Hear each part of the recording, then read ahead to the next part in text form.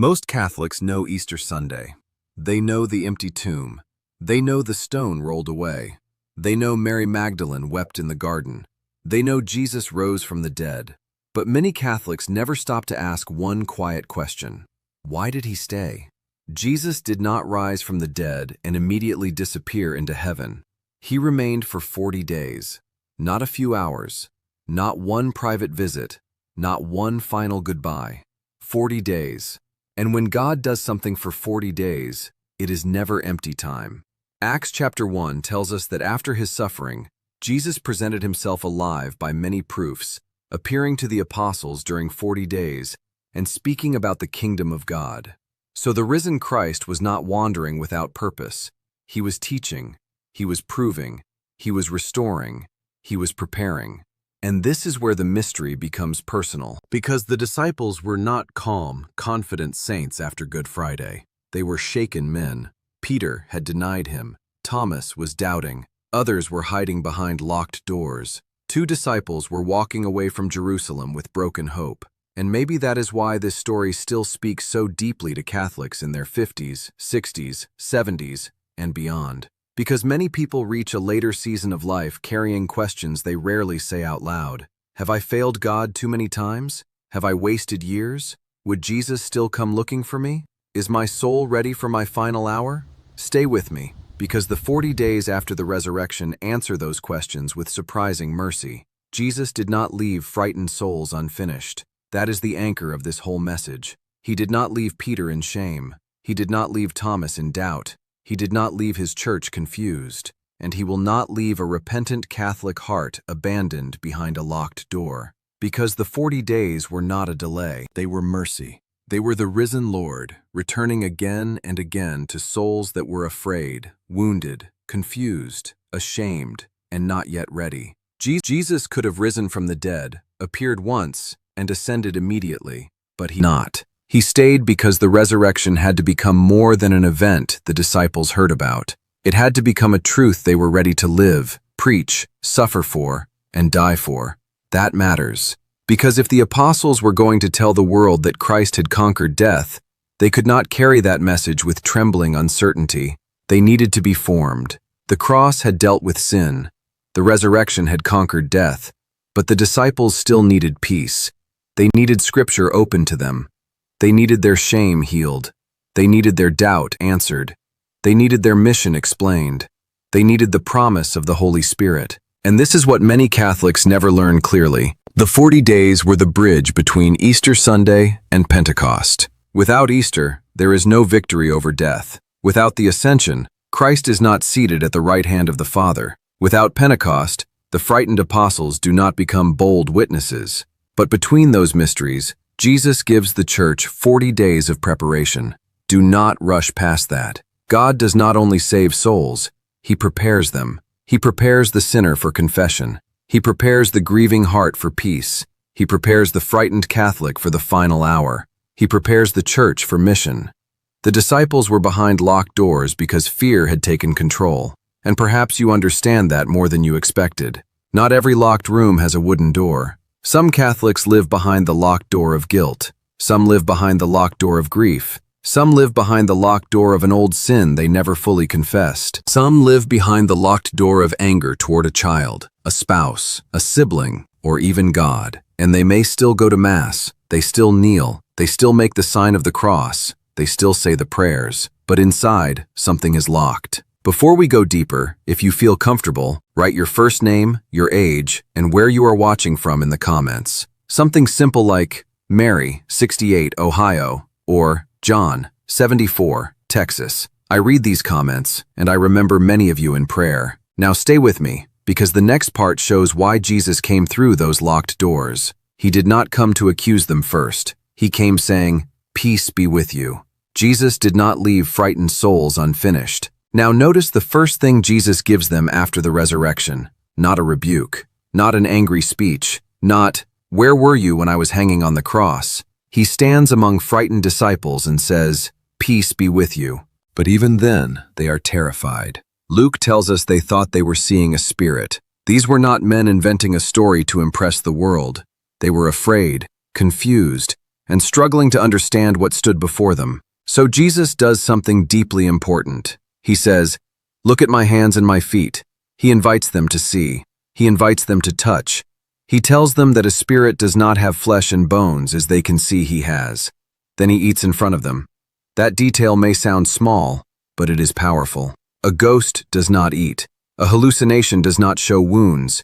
A symbol does not speak peace into a locked room. The Catholic faith does not teach that Jesus only rose in an idea, or in a memory, or in the hearts of his followers.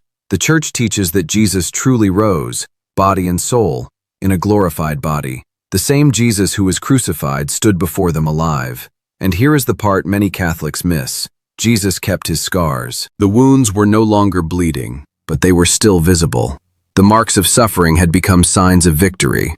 The places where evil seemed to win had become proof that mercy had conquered. Do not rush past this. Sometimes we think healing means God erases the past, as if nothing painful ever happened. But the risen Christ shows us something deeper. Grace does not always remove the scar. Sometimes grace transforms the scar into witness.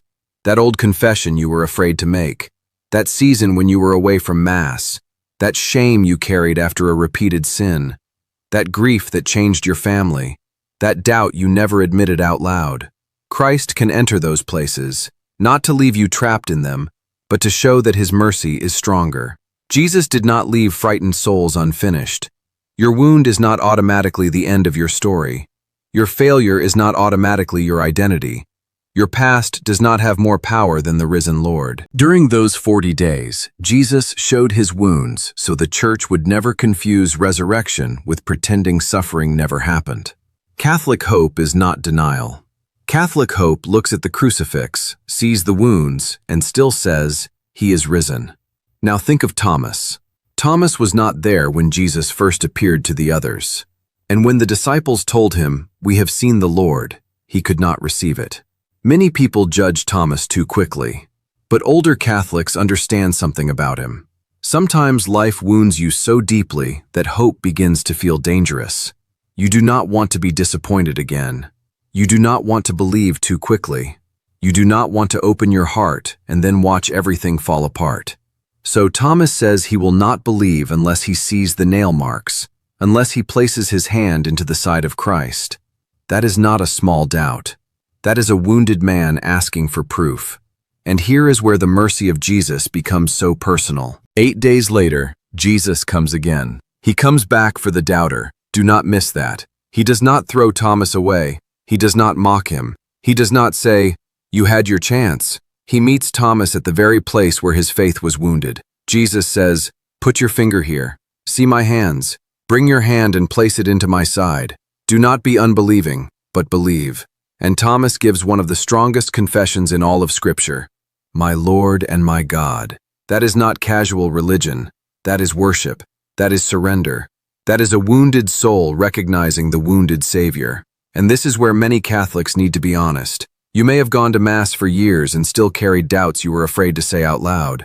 Doubt about whether God has forgiven you. Doubt about whether confession can really wash away something so old. Doubt about whether your deceased loved one is at peace. Doubt about whether your final hour will be frightening. Doubt about whether Jesus still wants you after all these years. But stay with me, because Thomas teaches us something important. Jesus does not bless stubborn unbelief, but he is patient with wounded faith. A good priest understands this in the confessional. Some people return after 10, 20, even 30 years away. Their voice shakes. They forget the exact words. They are afraid Father will judge them. But the confessional is not a place where Christ humiliates the wounded. It is a place where Christ says, "Peace be with you." Jesus did not leave frightened souls unfinished. And if he came back for Thomas, he can still come close to the Catholic heart that whispers, "Lord, I believe. Help my unbelief." Now stay with me, because Thomas shows us how Jesus deals with doubt, but Peter shows us how Jesus deals with shame. Peter did not simply have questions. Peter denied Jesus 3 times, not quietly, not in his heart only, publicly. He had promised loyalty. He had said that even if everyone else fell away, he would remain faithful. He believed he was ready. He believed he was strong. But when the pressure came, fear exposed him. A servant girl asked if he was with Jesus, and Peter said no. Another person recognized him, and Peter denied it again. Then a third time, he insisted he did not know the Lord. And then, the rooster crowed. Every Catholic who has ever failed badly understands that sound. Maybe it was not a rooster for you. Maybe it was the moment after receiving Holy Communion when you knew your heart was not right. Maybe it was the silence after speaking cruel words to someone you loved. Maybe it was the night you broke a promise you made to God. Maybe it was the funeral where you realized there were things you should have said while that person was still alive. Maybe it was the confession you kept delaying, because shame sounded louder than grace. Peter matters because Peter is not only a Bible character. Peter is the Catholic who loves Jesus and still falls. Peter is the Catholic who speaks bravely but becomes afraid. Peter is the Catholic who makes promises in prayer and breaks them under pressure. And here is the mercy. After the resurrection, Jesus does not ignore Peter's failure, but he also does not define Peter by it. In John chapter 21, Peter and some of the disciples go fishing. They catch nothing all night. Then, in the morning, Jesus stands on the shore and tells them to cast the net on the right side. Suddenly, the net is full. John says, "It is the Lord," and Peter jumps into the water. Think of that image. The man who denied Jesus now throws himself toward him, not because he has earned his way back, not because he has a perfect explanation, not because shame is gone, but because mercy is standing on the shore. Then comes the detail Catholics should not miss. There is a charcoal fire. Peter denied Jesus near a fire. Now Jesus restores him near a fire. The place of failure becomes the place of mercy. Jesus asks him 3 times, "Do you love me?" 3 questions, 3 memories, 3 denials. But Jesus is not being cruel. He is rebuilding Peter in truth. And after each confession of love, Jesus gives him a mission. Feed my lambs. Tend my sheep. Feed my sheep. This is Catholic mercy. Not pretending sin does not matter. Not saying, "Peter, forget it ever happened." No, Jesus brings Peter through honest restoration. That is what confession does for the soul. You do not enter the confessional pretending there was no sin, no weakness, no denial, no failure. You enter and tell the truth. "Father, I have sinned." And through the priest, Christ meets the soul with mercy. Maybe you have a Peter wound. Maybe you denied your faith by silence.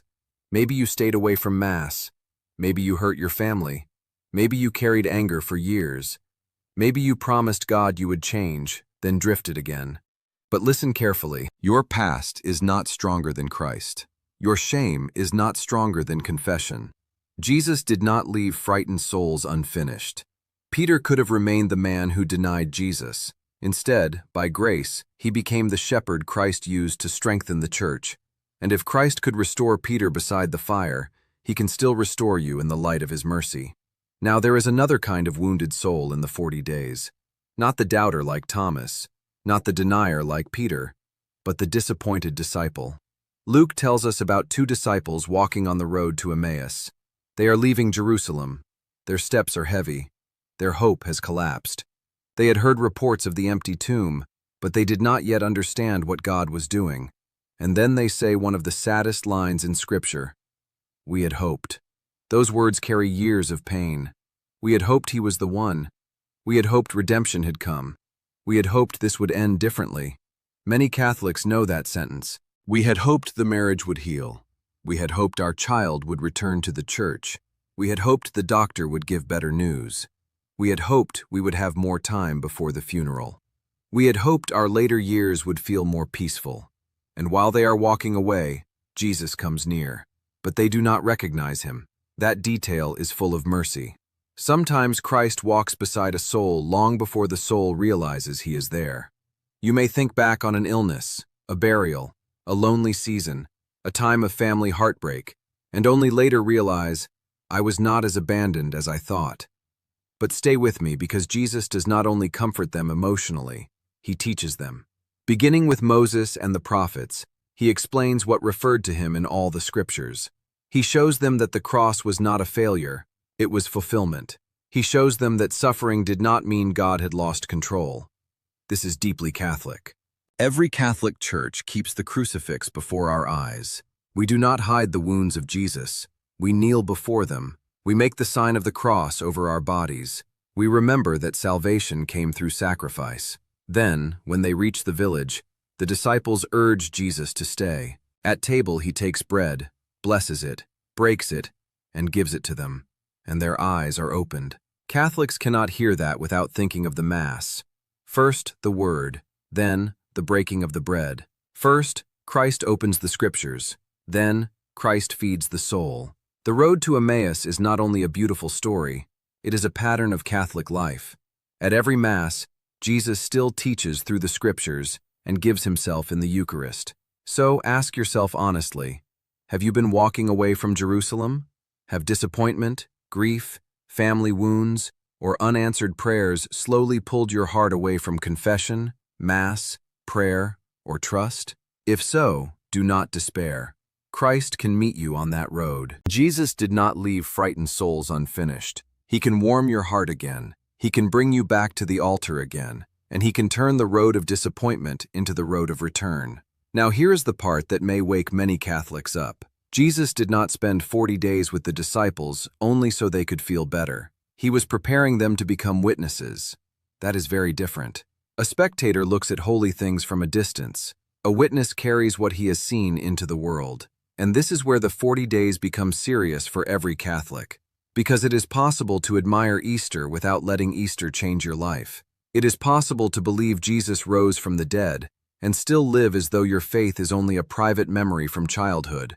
A First Communion picture, an old rosary in a drawer, a crucifix on the wall, a funeral mass you remember, a prayer you learned long ago. Lord Jesus Christ, risen from the dead, you came back to your frightened disciples with peace. Come now into the locked rooms of my heart. Come into my fear. Come into my shame. Come into my doubts. Come into the memories I avoid. Come into the sins I need to confess. Come into the wounds I have carried for too long. Lord, do not let me walk away from Jerusalem in disappointment.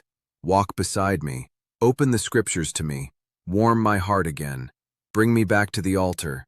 Bring me back to confession. Bring me back to grace. Holy Spirit, give me courage. Give me the courage to forgive. Give me the courage to repent. Give me the courage to return to Mass with a sincere heart.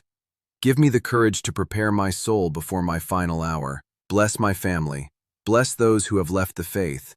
Bless the dying. Bless the lonely. Bless every Catholic watching who wants to come home but does not know how. Lord Jesus, I believe you are risen. Do not leave my soul unfinished. Amen. Remember this. The 40 days were not a delay. They were mercy. They were proof. They were restoration. They were formation. They were preparation. The cross dealt with sin. The resurrection conquered death. The 40 days prepared the witnesses. The Ascension enthroned the King. Pentecost empowered the Church. And that same Church is still here, still preaching Christ, still offering the Eucharist, still forgiving sins through confession, still praying with Mary, still preparing souls for heaven. So do not live as a spectator of Easter.